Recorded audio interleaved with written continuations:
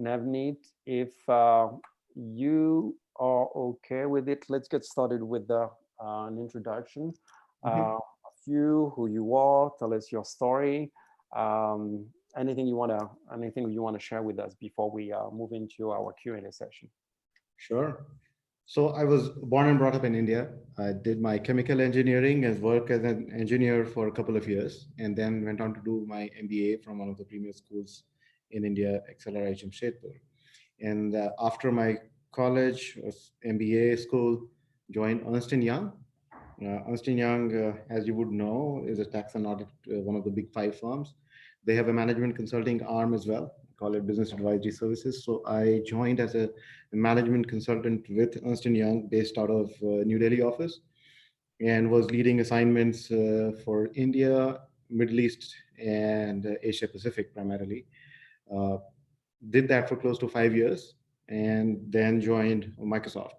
Microsoft has its global R&D or engineering development, which primarily happens out of the US, but also some major global locations happen to be India, China, Israel, and the UK. So the Microsoft India Development Center had an opening for an HR manager to support the team and the growth. So I joined the India Development Center of Microsoft in 2011, and was supporting the site and led through its growth significantly from close to 1,500 to, I guess it's over 7,000 right now, employees based out of Hyderabad and Bangalore.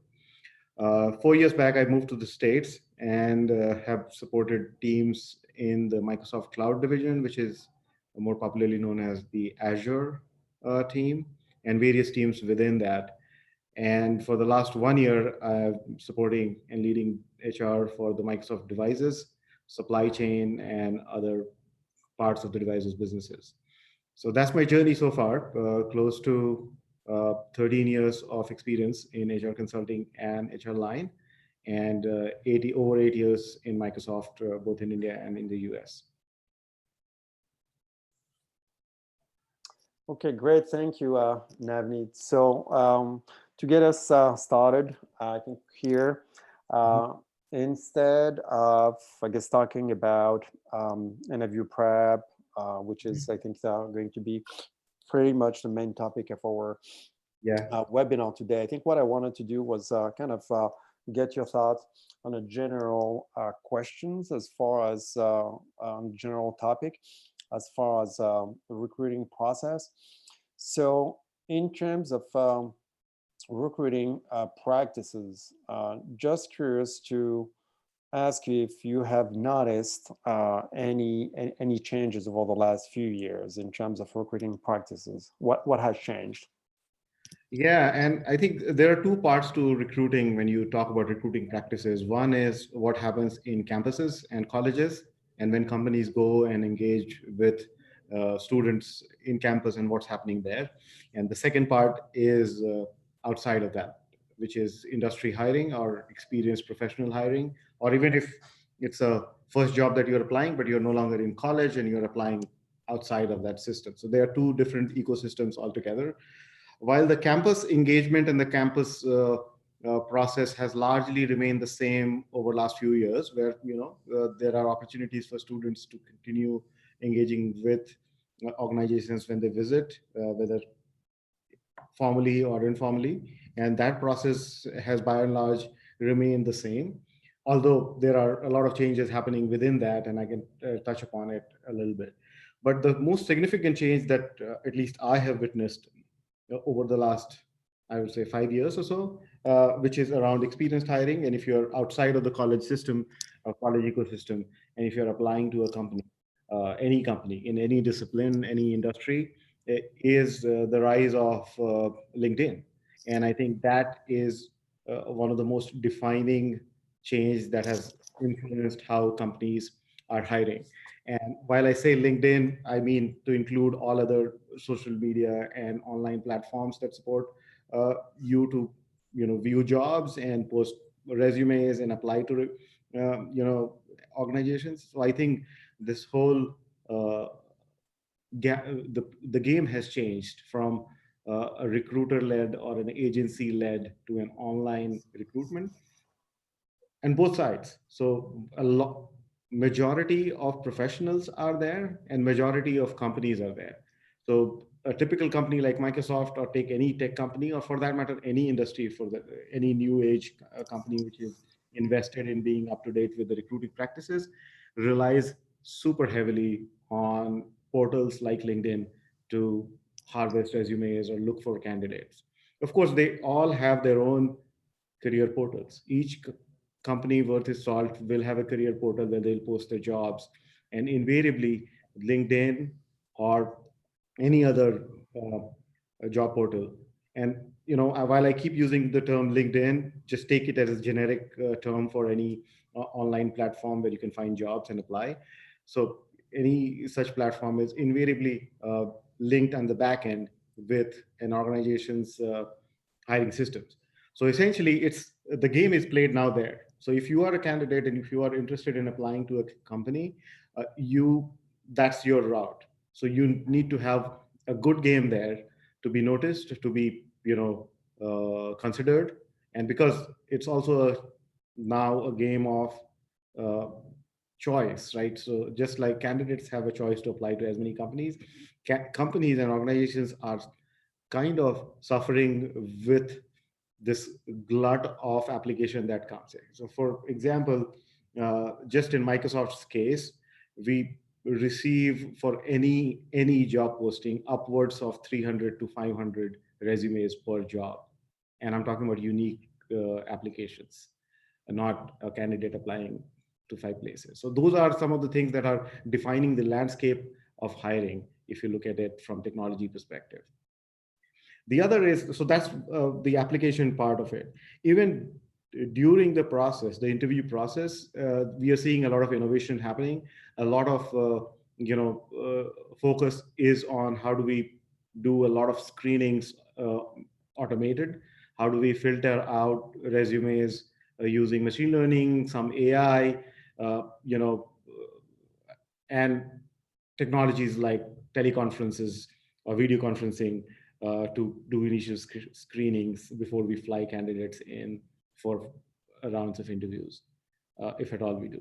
So these are some of the broad changes that are happening. I mean, if you were to focus on particular aspects of it, I can go deeper, but I'll let you drive that. Okay, thank you. Now this is really great, Navneet. One question here from I think Paul. He's wondering, basically, in terms of advice for him.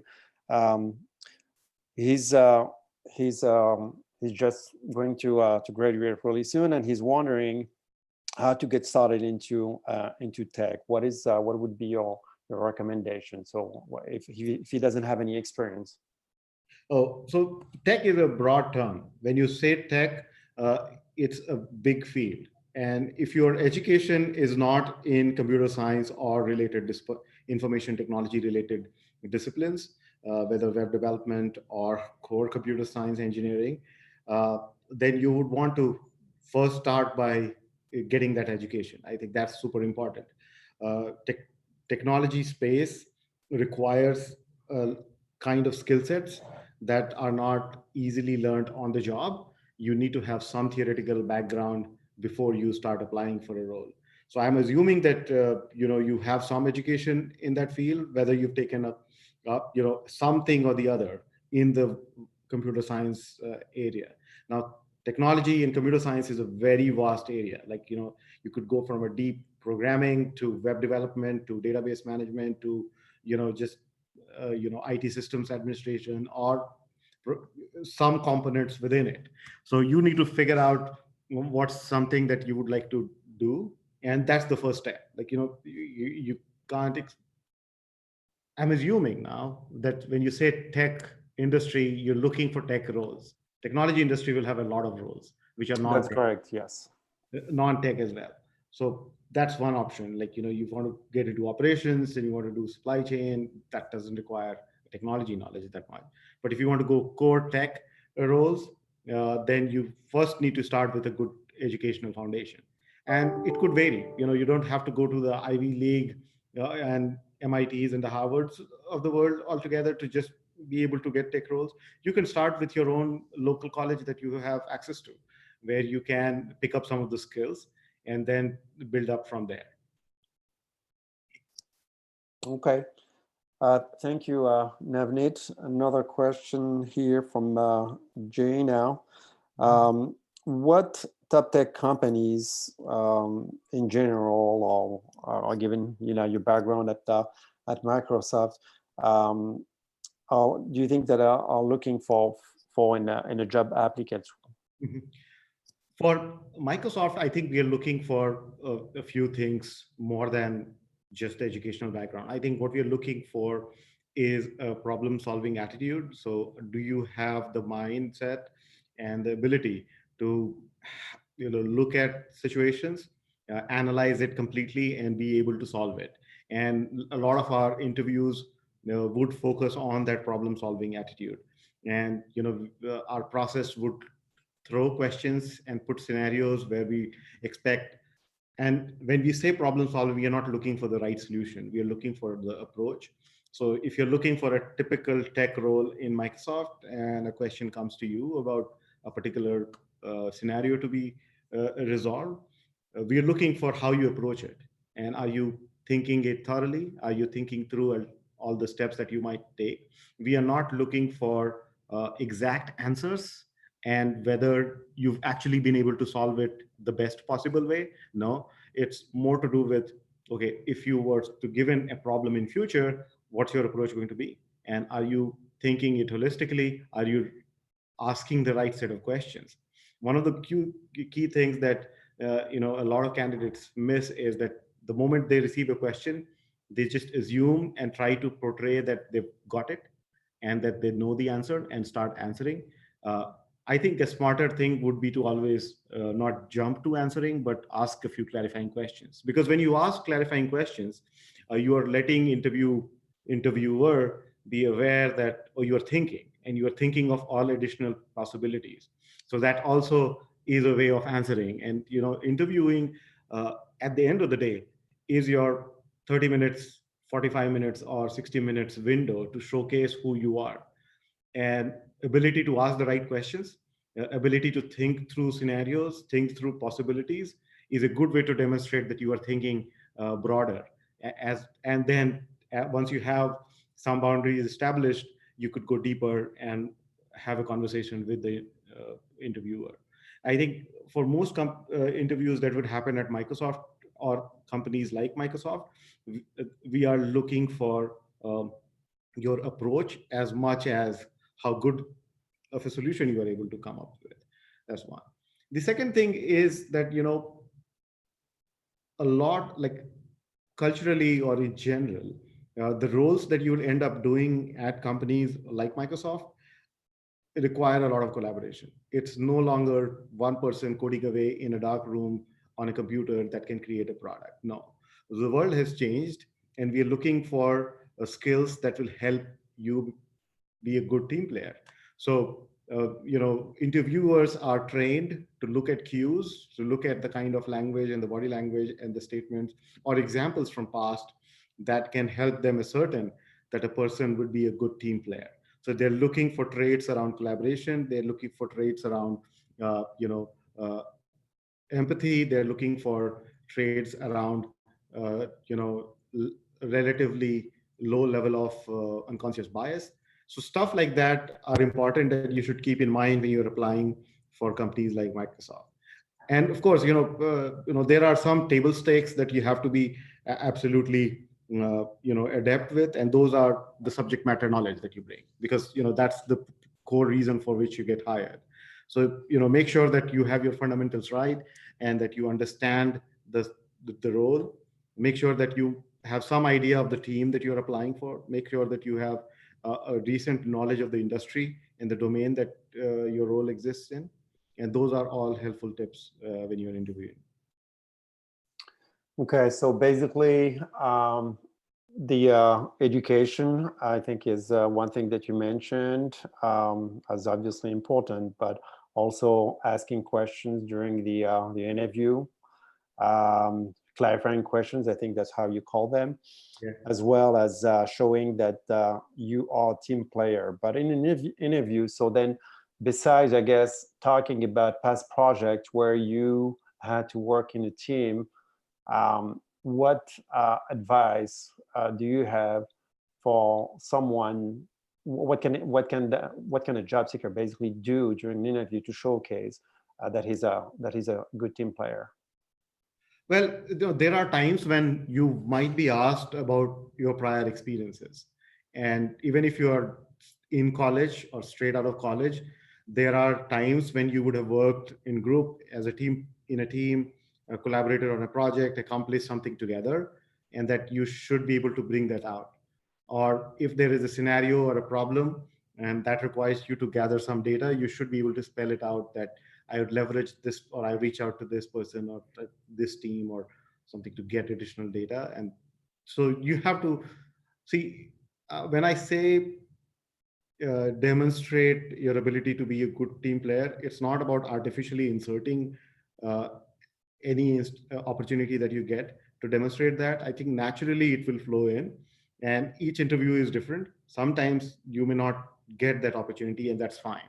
Uh, but be mindful that that is definitely a trait that is important for our success and for anybody's success in careers. So therefore, have that at the back of your mind.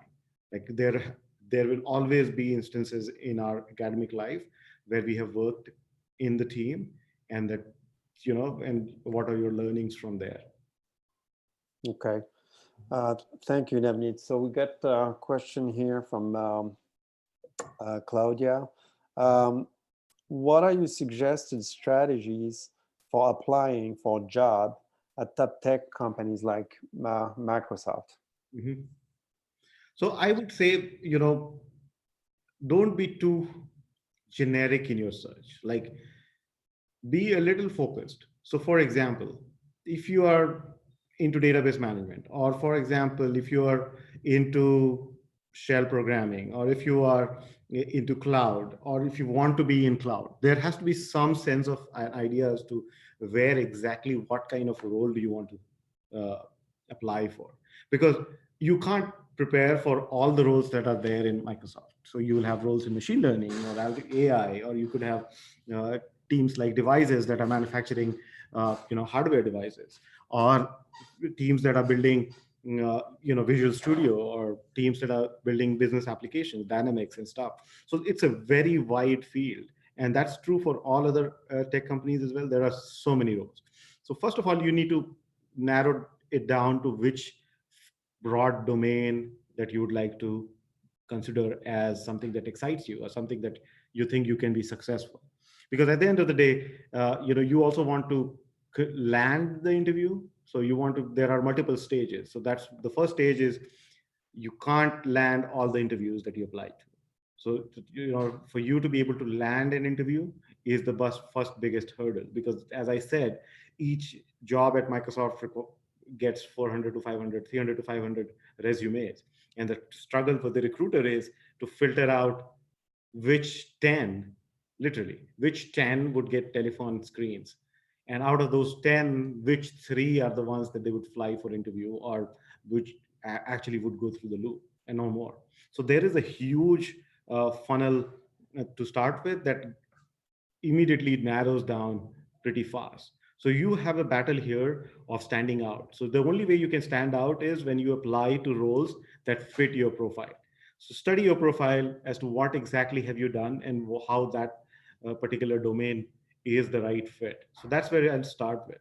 Once you've identified that domain, then I would say, then cast the net wide.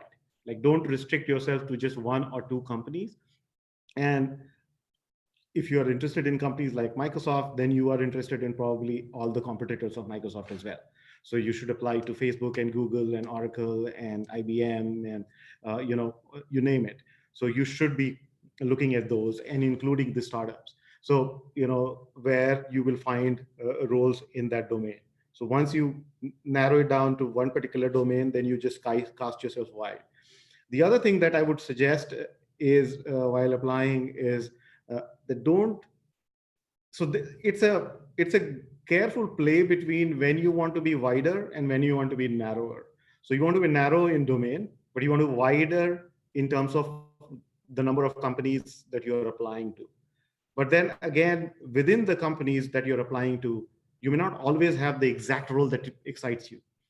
There might be a 60% match or 80% match, sometimes even 50% match in the domain. I would say that in order to increase your chance of landing an interview, you have to kind of widen at that point of time.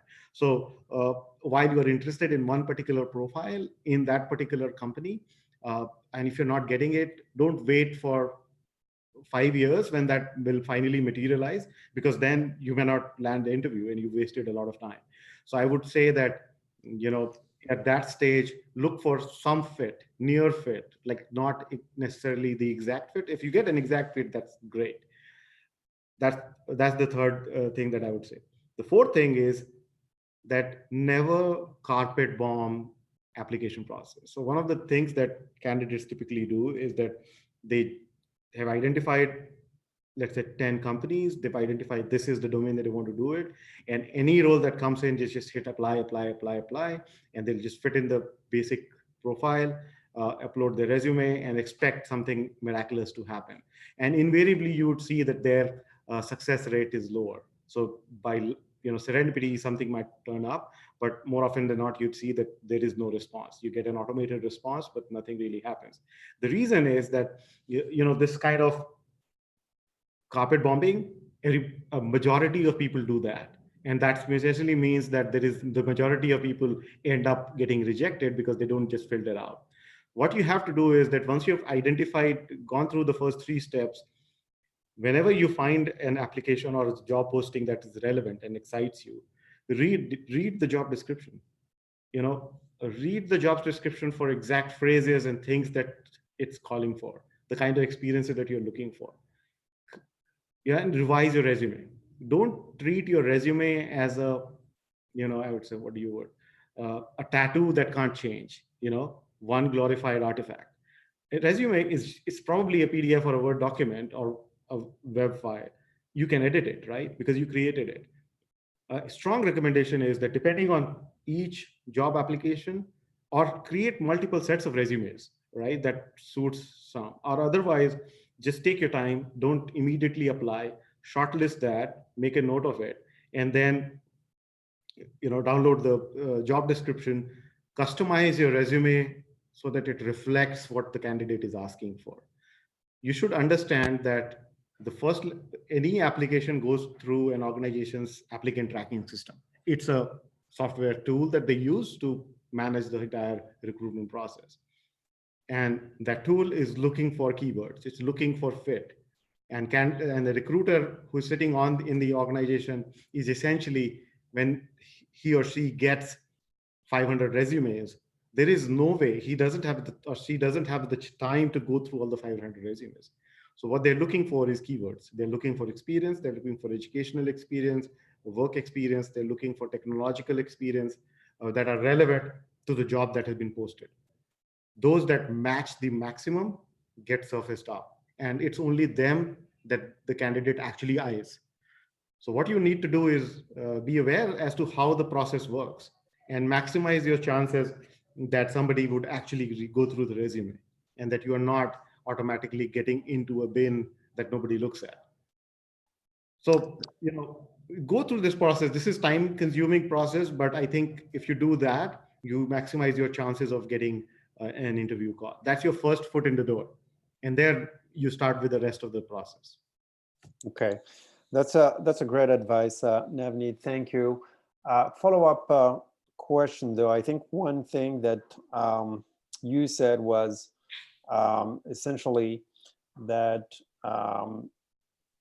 that people, job seekers, they do need to look at their resume, they need to update it, and they need to update it in such a way that a lot of keywords, or as many keywords as possible, that would match the job description would also show in the person's resume. But for someone who has no professional experience, so think of college, student, someone who's just graduating, what can he do?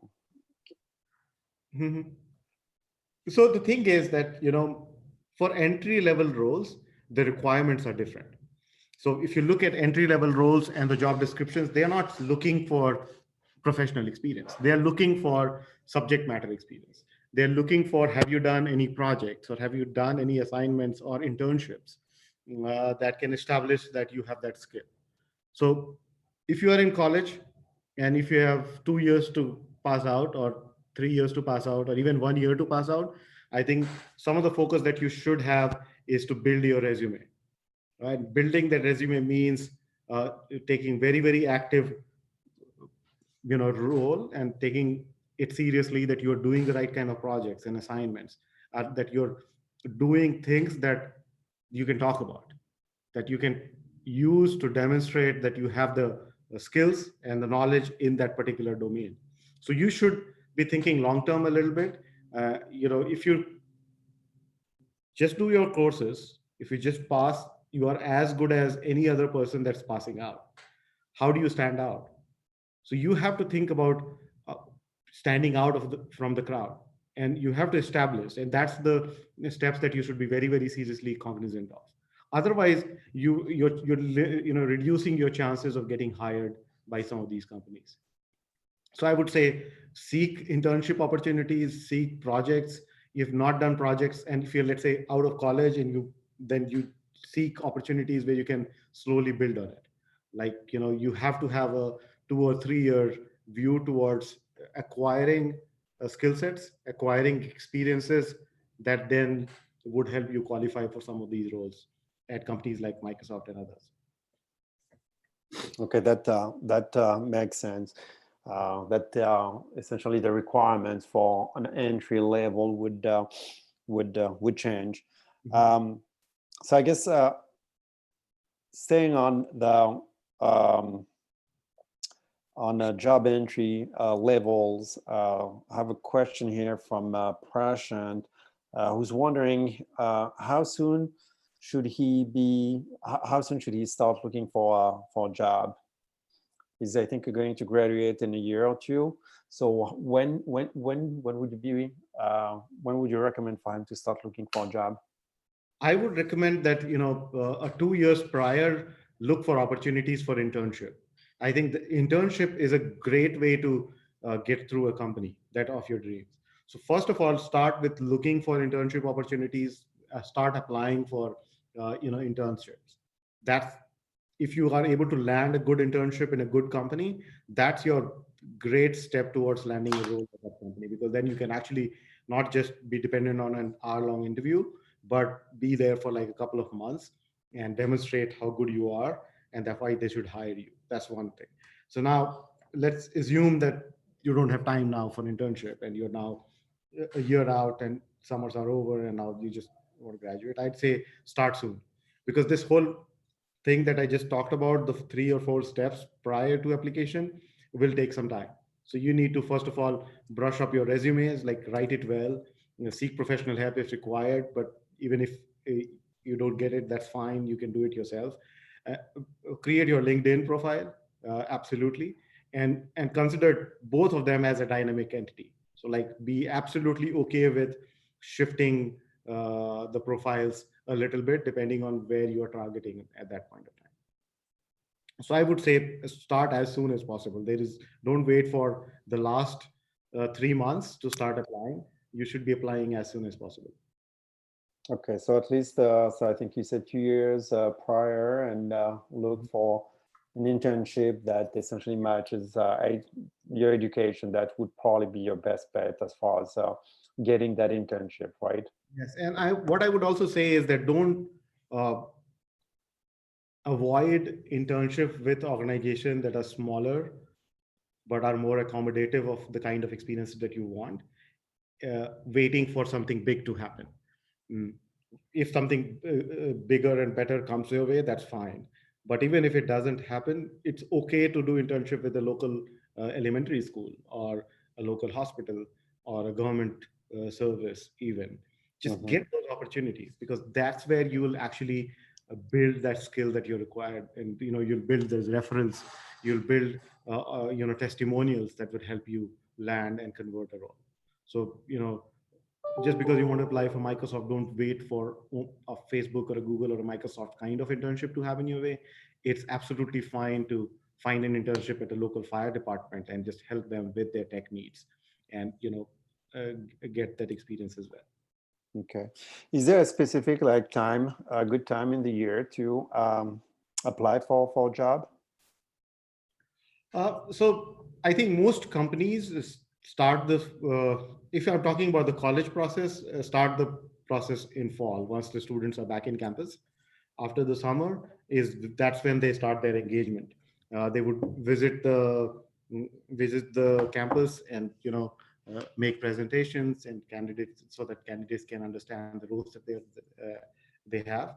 So I would say fall is a good time, because you would maximize your chances. Plus you would, but if you're out of college, then any time is good. Like you should just apply whenever you can. Okay. Um, the and you said so for students it would be mostly fall. Okay, now that makes sense. I was just thinking that for professionals who already have experience, I thought there was a specific time um, where typically, companies based on their fiscal calendar, for example, that's when they would have more budget to hire and things like that. But obviously, for a company like Microsoft, I don't think that applies because there's no limitation. But probably, I would think maybe for a smaller company, that's when they have specific maybe constraint. Yes, Um, and which is true. I mean, all companies have their fiscal cycles, and they're typically, even in companies like Microsoft, uh, it will follow. But the point is, if a company needs to hire somebody, they would post the raw job. If the job is posted, typically they have the budgets to hire for them, right? So if a job has been posted and it fits all other criteria that we just talked about, then you should go ahead and do a good job at applying at it. Now, it is possible that out of 10 jobs that are posted, say two don't move because of some internal reasons at a particular company, small or big, and that's fine. But there are even then other roles at other organization or other teams within the organization that would continue to get hired on. okay. Uh, let's move on to, I think, another very, very, very good questions. And I think you kind of touched on that.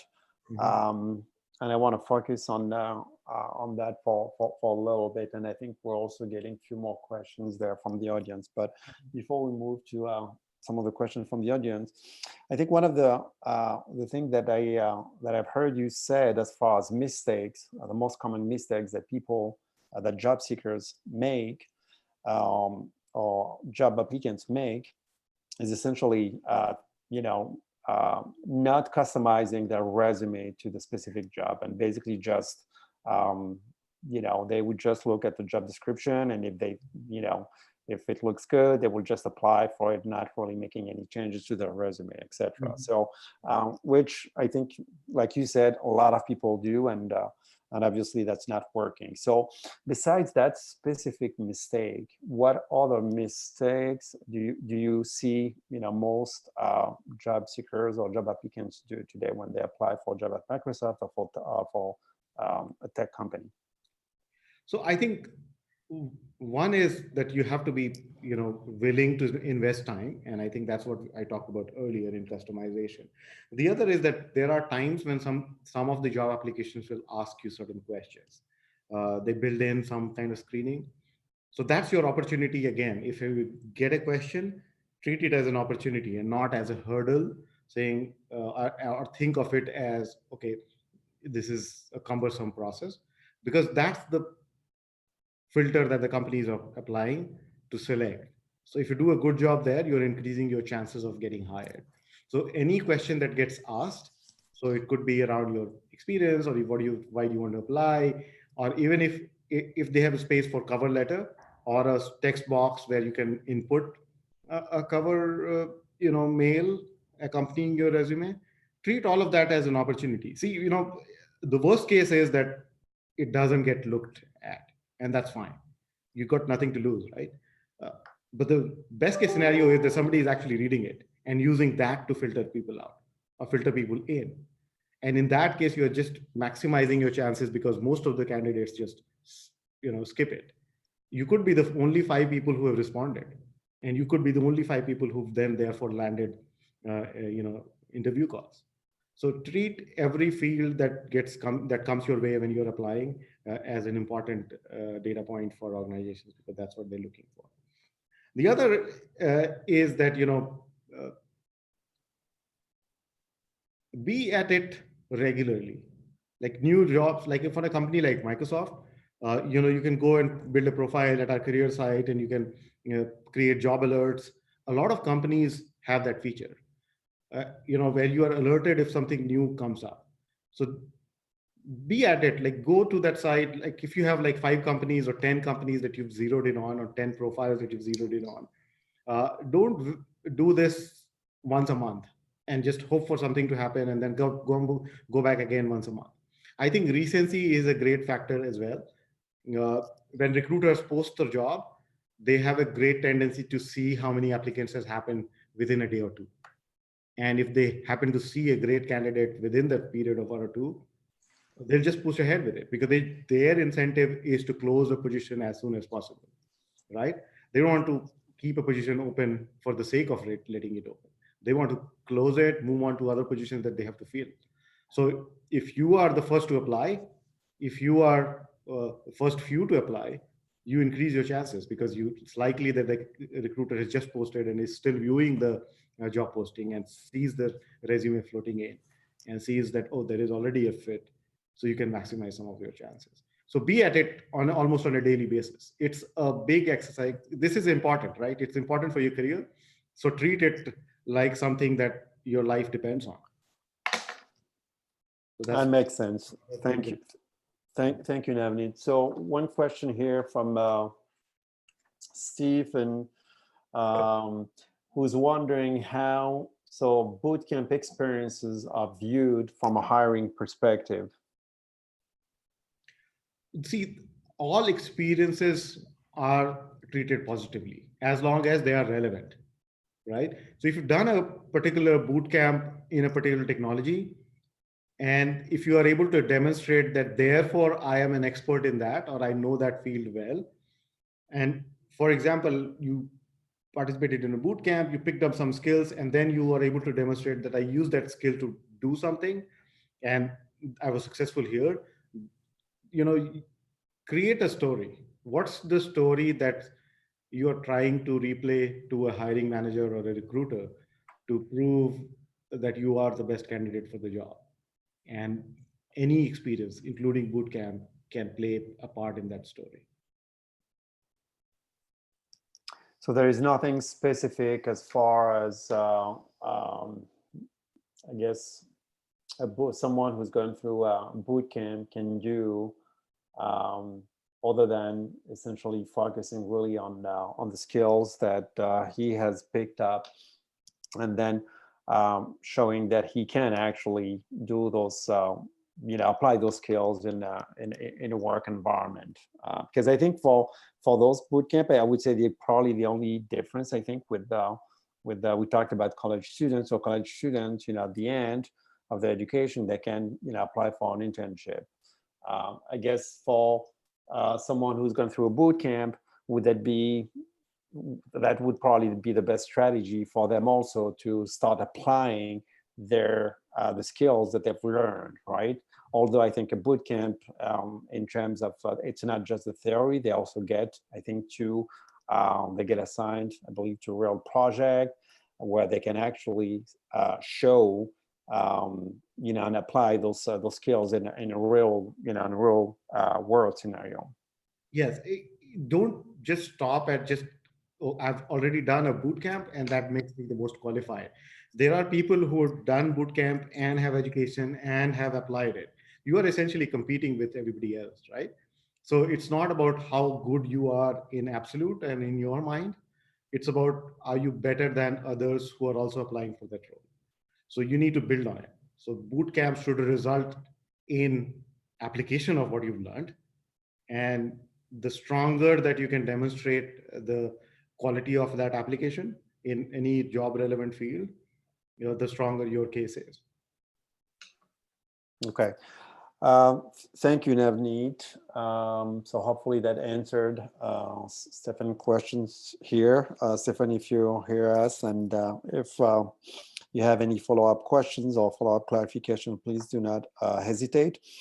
Another question here for you, Navneet. So for the interview prep, what is, I guess, the best, what is the type of questions that as an interviewee, as a job applicant, can I ask the person that's interviewing me during the position? So I think we kind of also touched on that, but is there like a specific question that could demonstrate, that could actually make, that could really make that candidate stand out? You mean the question, if an interviewee is asked, do you have a question for me? And then what kind of questions do you Yes, yes.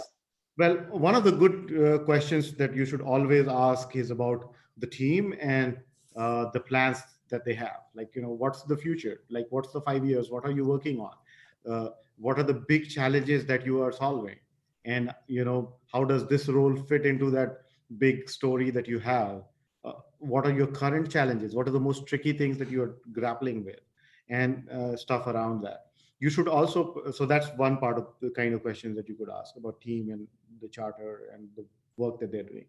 The other thing that you could ask is, how is it like working here? So what defines somebody who's, like, if I would, a person who would be successful in this team, what are the characteristics that you are looking for in that person? Seek that.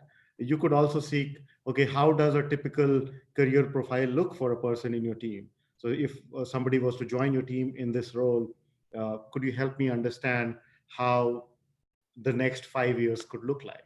And it's not anything specific that I'm looking for, but just to understand that how people have made and built their career. You could ask some questions about themselves, the interviewer themselves, like, I would like to know more about you and how your career journey has been, because this is my opportunity to learn from how your career has been. So there are a lot of questions. If you do a quick search, you would get additional questions that you could ask. But one of the things that is important is uh, be authentic there. Ask the questions that matter. Don't pick up any question in general. Ask a question that matter given the conversations that you've had, that you will use to accept an offer if an offer was made to you. And that authenticity, that genuineness should show.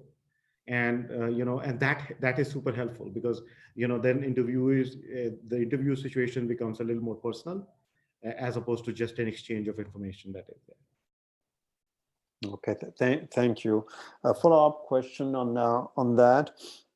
Do you have any advice, tips in terms of resources that job applicant can, I guess, look at to better help them for interviews? Anything? I would not recommend any generic resources. Yes, you have access to, say, Glassdoor and all other sites, and you can go there and do a research. What I would suggest is that if you have an interview call from a particular team in a particular organization, do go to the organization's website, try to understand their products, try to understand how they're doing, go through their financials, go through some of the news items for that organization. Make sure that you are largely in agreement with what they stand for, that they don't necessarily contradict your value system, and that they are into the products and services that you are comfortable working in. So get that insight, and that might result in some questions that you might have, and those are good questions to ask the interviewer when you are actually interviewing. But have a decent knowledge of the team that you're joining, have a decent knowledge of the products and services that they are into, the kind of verticals, their leadership, in general. So just those are the things that you should research into. The other Most of the other research, I would say, is less on the company, but more on what the role requirements are and what's your story. How are you building that story that makes you uniquely qualified or better qualified than all other applicants who are also probably interviewing for the role, right? So invest more time into what are you going to talk about? What is your story? What's your brand? Think of yourself as a product that's lying on a shelf. And if it's not well packaged, if all the information is not right where the customer needs it, it's probably not going to get picked up. So, think of it yourself as a polished product that you want to place before a consumer, which is the hiring manager. Okay, great. Thank you so much. Indeed, I think, well, what time is it now? Yeah, so we're approaching the top of the hour. We're probably going to wrap this up, but before we do so, I just wanted to ask if there was anything specific, anything that we haven't covered, any last piece of advice, anything that you want to share with our audience here. Yeah, the only concluding thoughts would be that, take this seriously, prepare for it. It's not easy process. It's time consuming. It can be frustrating, but the only thing that you can do is that you put your best foot forward and make sure that you're doing the customization, make sure that you're researching, make sure you're, applying to as many near fits and not just, concentrating on exact fits. That those are the ways in which you maximize your chances. And once you land your first job, thereafter the life becomes much more easier, because then you have the opportunity of actual job performance, where it's all a, a function of how well you are in the role that you are in. Okay, great. Thank you, Navneet. So